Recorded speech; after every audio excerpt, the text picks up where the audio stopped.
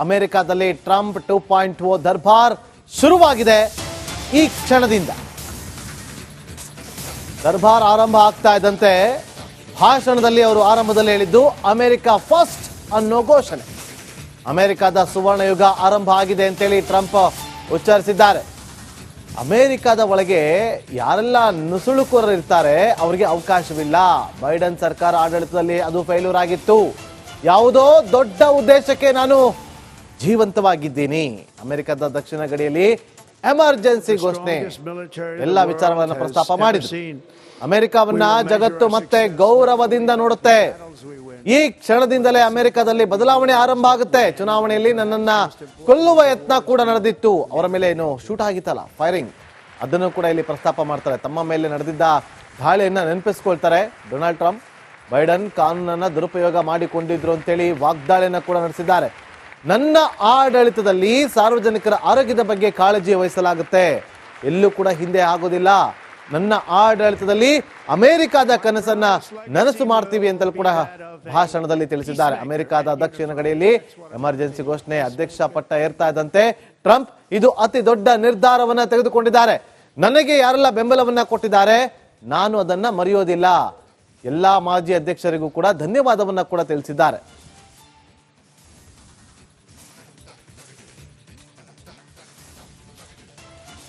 ಲೇಖಕಿಯವರು ರಶ್ಮಿ ಸಾವಂತ್ ಅವರು ಆಗ್ಲಿಂದಲೂ ಕೂಡ ನಮ್ಮೊಂದಿಗೆ ಲೈವ್ ನಲ್ಲಿ ಜಾಯ್ನ್ ಆಗಿ ಸಾಕಷ್ಟು ವಿಚಾರಗಳನ್ನ ಹಂಚಿಕೊಳ್ತಿದ್ದಾರೆ. ರಶ್ಮಿ ಸಾವಂತ್ ಅವರು ನೋಡಿ, ಈಗ ಒಂದು ಎಮರ್ಜೆನ್ಸಿಯನ್ನ ಘೋಷಣೆ ಮಾಡಿದ್ದಾರೆ. ಇದ್ರ ಬಗ್ಗೆ ಏನು ಹೇಳೋದಕ್ಕೆ ಬಯಸ್ತೀರಿ? ಇದ್ರ ಬಗ್ಗೆ ಇನ್ನೂ ಜಾಸ್ತಿ ಮಾಹಿತಿ ಇಲ್ಲ.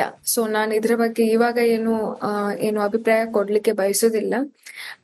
ಇನ್ನು ಮುಂದಿನ ದಿನಗಳಲ್ಲಿ ಈ ಎಮರ್ಜೆನ್ಸಿ ಎಂಬ ಘೋಷಣೆಯ ಒಳಗಾಗಿ ಏನೆಲ್ಲ ಆಗ್ತದೆ ಅದರ ಆಧಾರದಲ್ಲಿ ನಾನು ನನ್ನ ಒಂದು ಅಭಿಪ್ರಾಯವನ್ನು ನೀಡಲು ಬಯಸ್ತೇನೆ. ಬಟ್ ಭಾರತದ ಕುರಿತು ಒಂದು ಸಕಾರಾತ್ಮಕ ಗಳಿಗೆ ಇದು. ಯಾಕಂದ್ರೆ ಇವಾಗ ಅಮೆರಿಕದಲ್ಲಿ ಬಹಳಷ್ಟು ಆತಂಕಕೋರರು ಇದ್ದಾರೆ. ಗುರು ಪತ್ವಂತ್ ಸಿಂಗ್ ಪನ್ನೂನ್ ಸೀಕ್ ಫಾರ್ ಜಸ್ಟಿಸ್ ಸಂಸ್ಥೆಯ ಆಡಳಿತ ಮುಕ್ತೇಸರರು ಯಾರು ಇವಾಗ ಅವರನ್ನು ಒಂದು ಆತಂಕವಾದಿ ಎಂದು ಗುರುತುಪಡಿಸಿದ್ದಾರೆ. ಆದ್ರೆ ಅವರು ಅಮೆರಿಕದಲ್ಲಿ ತುಂಬಾ ಸ್ವತಂತ್ರವಾಗಿ ತಿರುಗಾಡ್ತಾ ಇದ್ದಾರೆ.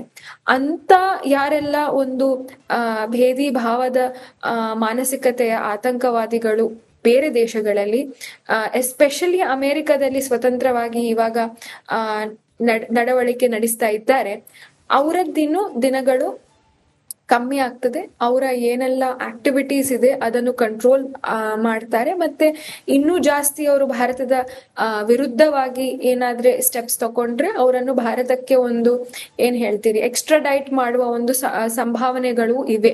ಸೊ ಇವಾಗ ಅದೊಂದು ಸಕಾರಾತ್ಮಕವಾದ ಒಂದು ಗಳಿಗೆ. ಯಾಕಂದ್ರೆ ಇವಾಗ ಭಾರತದ ಎಗೇನ್ಸ್ಟ್ ಜನರು ಇದ್ದಾರೆ, ಭಾರತದ ಒಳಗೆ ಯಾರೆಲ್ಲ ಟುಕಡೆ ಎಂಬ ಈ ಘೋಷಣೆಯನ್ನು ಮಾಡ್ತಾರೆ ಅವರಿಗೆ ಧನ ಸಹಾಯ ಸಿಗುದೇ ಅಮೆರಿಕ ಮತ್ತೆ ಯುರೋಪ್ ದೇಶಗಳ ಒಳಗಿರುವ ಸಂಸ್ಥೆಗಳು.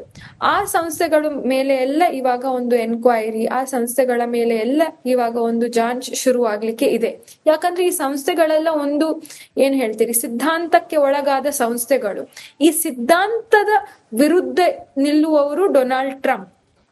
ಹಾಗಾಗಿ ಈಗ ನೀವು ಪ್ರಪಂಚದಲ್ಲಿ ನೋಡಿದ್ರೆ ಎಲ್ಲಾ ಕಡೆ ಈ ಸಿದ್ಧಾಂತದ ವಿರುದ್ಧವಾಗಿ ಯಾರೆಲ್ಲ ಇದ್ದಾರೆ ಅವರೆಲ್ಲ ಡೊನಾಲ್ಡ್ ಟ್ರಂಪ್ ಅನ್ನು ಒಂಥರ ನೀಚವಾಗಿ ನೋಡ್ತಾ ಇದ್ದಾರೆ. ಅವರ ಅಗೇನ್ಸ್ಟ್ ಸ್ಟೇಟ್ಮೆಂಟ್ಸ್ ಕೊಡ್ತಾ ಇದ್ದಾರೆ.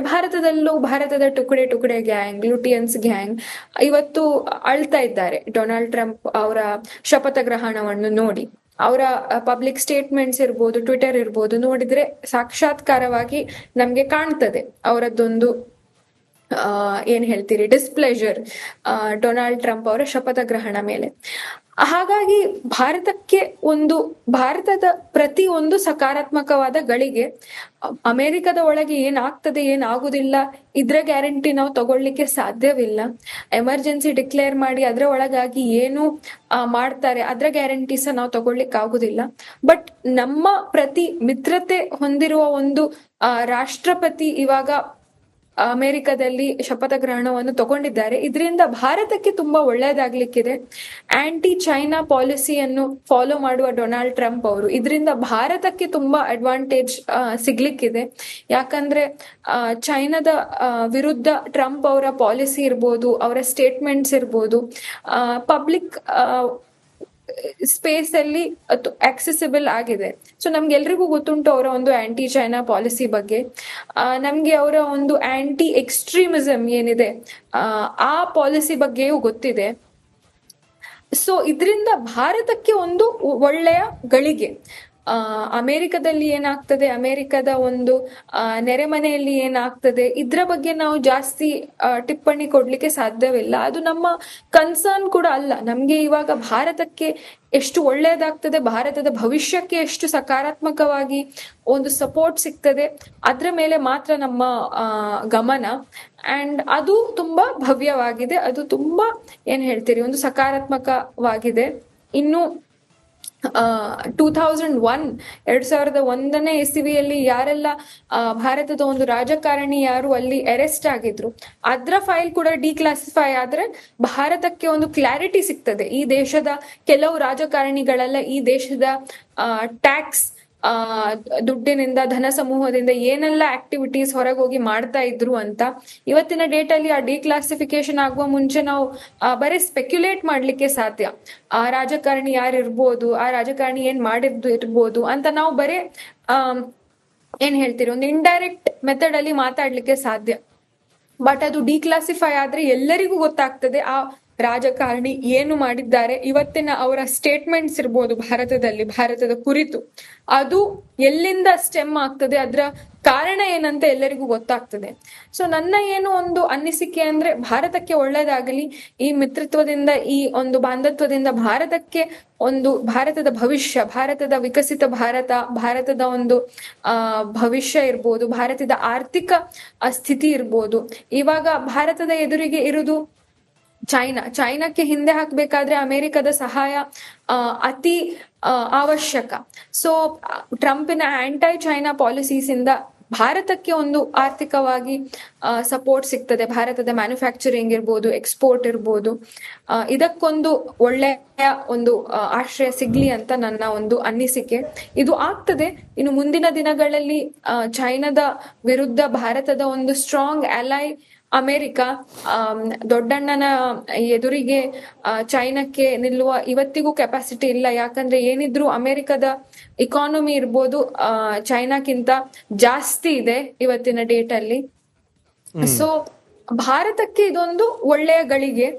ಅಮೆರಿಕದ ಒಳಗೆ ಏನೆಲ್ಲ ಪರಿವರ್ತನೆ ಬರ್ತದೆ ಅದು ತುಂಬಾ ಡೆಲಿಕೇಟ್ ಮ್ಯಾಟರ್. ಅವರ ಜನಾಂಗಗಳು, ಅವರ ಒಂದು ಐಡಿಯಾಲಜಿ ಇರ್ಬೋದು, ಅಲ್ಲಿಯ ಸಿದ್ಧಾಂತ ಇರ್ಬೋದು, ಅಲ್ಲಿಯ ಪೊಲಿಟಿಕಲ್ ಸ್ಟ್ರಕ್ಚರ್ ಇರ್ಬೋದು.